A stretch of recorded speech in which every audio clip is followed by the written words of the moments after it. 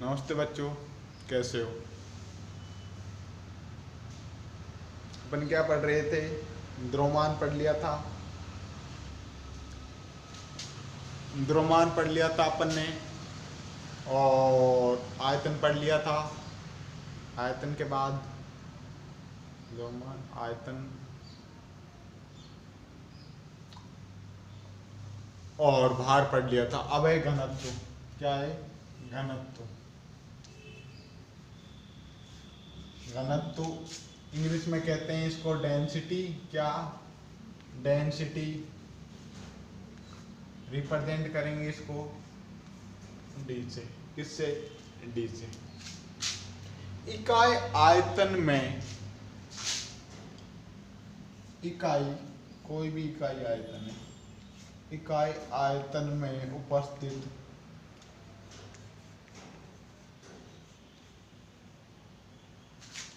द्रव्यमान, या अपन कह सकते हैं अवयवी कणों की संख्या, अवयवी कणों की संख्या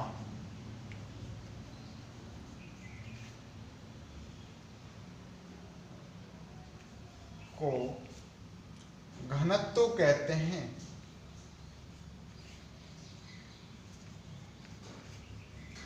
देखो, पहले तो इकाई आयतन देखते हैं अपन।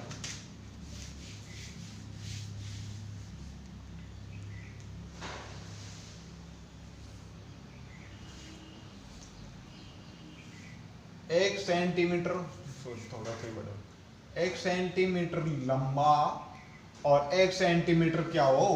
चौड़ा हो। किसी भी जगह वो स्थान जिसकी लंबाई हो 1 सेंटीमीटर, चौड़ाई भी 1 सेंटीमीटर हो, उसको क्या बोलेंगे अपन? इकाई आयतन। मान लो एक इकाई आयतन वाला कमरा है, उसमें जितनी संख्या में स्टूडेंट बैठे हैं वो क्या है? उसका घनत्व है। अगर 15 बैठे हैं तो उसका घनत्व क्या है? 15। अगर स्टूडेंट को अवयवी कण मान लिया जाए, द्रव्यमान तो होता है, ये सब में होता है। द्रव्यमान तो क्या है? द्रव्य की मात्रा जो निश्चित होती है। मुझ में भी है, आप लोगों में भी है, फोन में भी है, डस्टर में भी है, सब में फिक्स है। तो वो द्रव्यमान, वो अवयवी कणों अगर आप लोगों को मान लिया जाए तो उस कमरे में जितने स्टूडेंट बैठे हैं, जितने स्टूडेंट टीचर हैं, वो क्या कहलाएंगे? उसका घनत्व कहलाएंगे। अगर उसकी संख्या ज़्यादा है, भीड़ है, अगर कमरे में ज़्यादा संख्या में है तो उसका घनत्व क्या हो जाएगा? ज़्यादा। अगर कम है तो कम हो जाएगा। ठीक है? जैसे मान लो ये इकाई आयतन है, इसमें अवयवी कण है 1 2 3 4 5 6 7 8 9। अब है इसका घनत्व 9। प्रति इकाई आयतन कितना है? 9। अगर इसमें से 2 बाहर निकल गए, अब कितना हो जाएगा? घनत्व घट जाएगा। कितना हो गया? 7। अगर इसमें से 2 और बढ़ जाते हैं तो अब कितना हो गया इसका घनत्व? 3 3 6 और 11। ये होता है इसका घनत्व। किसी इकाई आयतन में उपस्थित, जैसे ये अवयव कण है, अवयव कणों की संख्या क्या कहलाती है? घनत्व। या द्रव्य की संख्या क्या कहलाती है? द्रव्यमान की संख्या क्या कहलाती है? उसका घनत्व।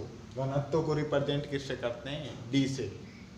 दूसरा जो इसका फॉर्मूला होता है घनत्व का, अच्छी तरीके से समझ लेना है घनत्व। अब वो संख्याओं, एक तरीके से संख्या है, भीड़, जो अपन कहें एक तरीके से भीड़ है ना, भीड़ कम ज्यादा घनत्व को रिप्रेजेंट करती है। ठोसों का घनत्व ज्यादा होता है क्योंकि ठोस में अवयव कण ज्यादा नजदीक पाए जाते हैं, ज्यादा मात्रा में पाए जाते हैं। गैसों का कम होता है क्योंकि गैस में दूर दूर पाए जाते हैं। ठीक है? घनत्व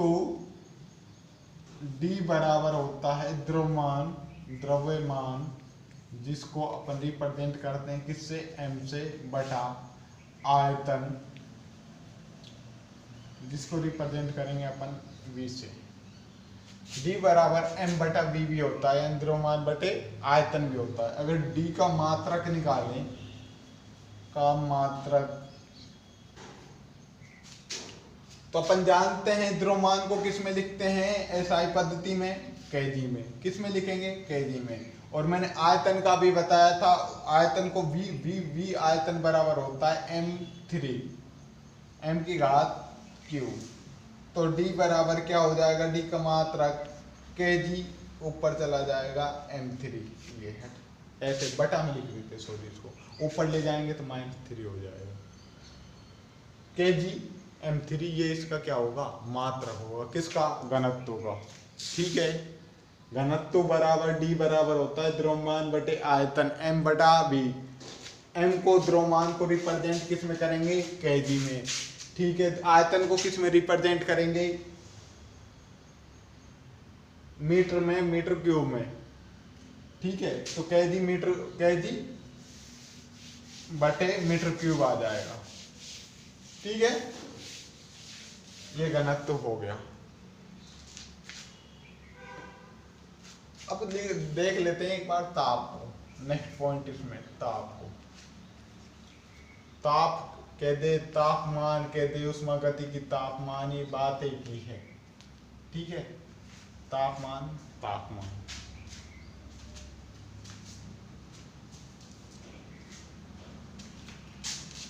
ताप की 3 इकाइयां होती हैं। ताप की कितनी इकाइयां होती हैं, 3 इकाइयां होती हैं। केल्विन, कल बताया था मैंने, केल्विन, तीनों ही प्रचलित हैं, जिसको रिप्रेजेंट करते हैं कैसे। दूसरी होती है डिग्री सेल्सियस,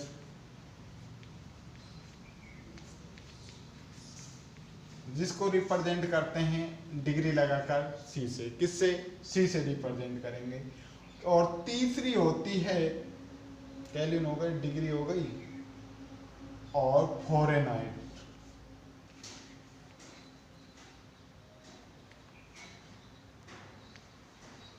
फ़ारेनहाइट, जिसको रिप्रेजेंट करते हैं डिग्री लगाकर एफ से। पहले तो ध्यान रहे, तापमान मापने के लिए 3 पैमाने काम में लिए जाते हैं। केल्विन बराबर के, डिग्री सेल्सियस बराबर डिग्री लगाकर सी से रिप्रेजेंट करते हैं, फ़ारेनहाइट डिग्री बराबर एफ। ठीक है, अब इनको एक दूसरे में रिप्रेजेंट करना और कन्वर्ट करना भी अपन को आना चाहिए। तापमान तो देखो सीधी सी बात है, सब जानते हैं, जितना जो गर्म होगा वो उसका तापमान होगा, पानी जितना गर्म होगा उसका तापमान उतना ज़्यादा हो जाता है। गर्मी, सीधी सी बात, अगर एक तरीके से अपन देसी भाषा में कहें तो गर्मी क्या है, तापमान है। जितनी ज़्यादा गर्मी होगी, कोई चीज़ गर्म होगी, वो उसका तापमान उतना ही अधिक होगा। ये है तापमान। तापमान के ये पैमाने हैं। पैमाने अपन को क्या है, किसी भी रूप में दे दिया जाए और किसी में भी पूछ लिया जाए तो ये अपन को एक दूसरे में परिवर्तित करने आने चाहिए। पहले रिप्रेजेंट करेंगे, अब पहले अपन करेंगे केल्विन में बदलना। डिग्री सेल्सियस को अब मैं सीधा लिख रहा हूँ शॉर्ट फॉर्म में, को केल्विन यानी के में बदलना।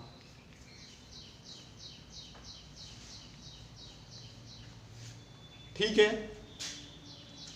केल्विन में बदलेंगे। केल्विन में बदलने के लिए एक सूत्र काम में लेते हैं अपन, के बराबर डिग्री सेंटीग्रेड प्लस 273.15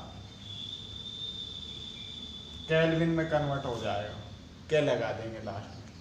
ठीक है, कई बार इसको शॉर्ट फॉर्म में 0.15 ही तो है, 273 भी लिख देते हैं यहाँ तक भी। ठीक है, अब जैसे मान लो आपको इस तरीके से दिया जाएगा, क्वेश्चन दिया जाएगा आप लोगों को कि 40 ले लेते हैं, 40 डिग्री सेंटीग्रेड को केल्विन में बदलिए। किसमें, केल्विन में बदलिए।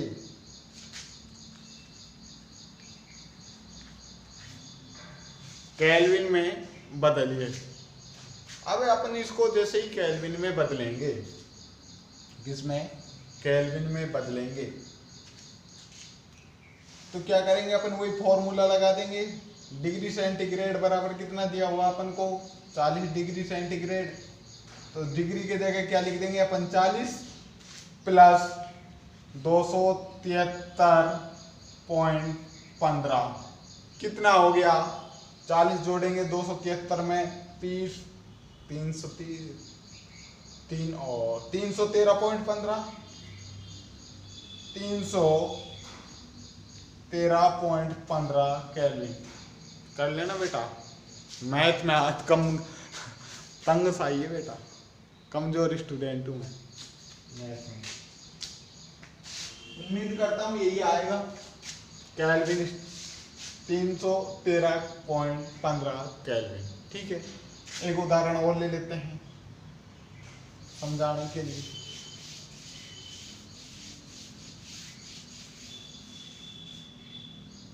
ये कमरे का ताप बहुत बार दिया जाता है। कमरे का ताप कह दे 25 डिग्री सेंटीग्रेड, बात एक ही है। कमरे के ताप या दे दे वो 25 डिग्री सेंटीग्रेड, बात एक ही है, ध्यान रहे, को केल्विन में बदलिए। किसमें? केल्विन में बदलिए।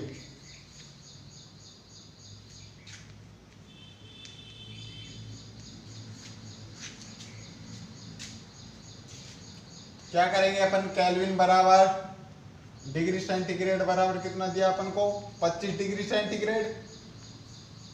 25 प्लस 273.15 केल्विन कितना हुआ? 25 जोड़ेंगे 273 में, 70 25 95 3 98, क्या हुआ? 298 के बराबर 298.15।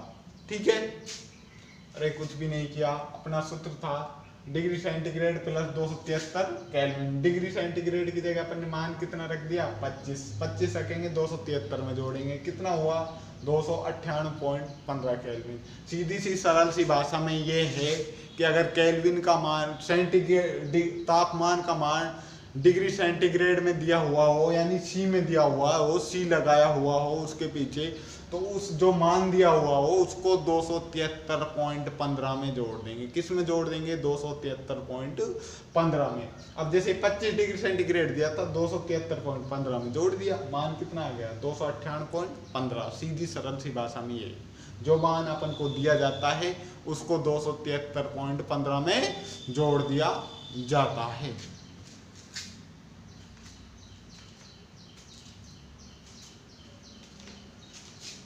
ठीक है, आज के लिए इतना ही। कल इसको नेक्स्ट पढ़ेंगे, दूसरा कैसे चेंज करते हैं।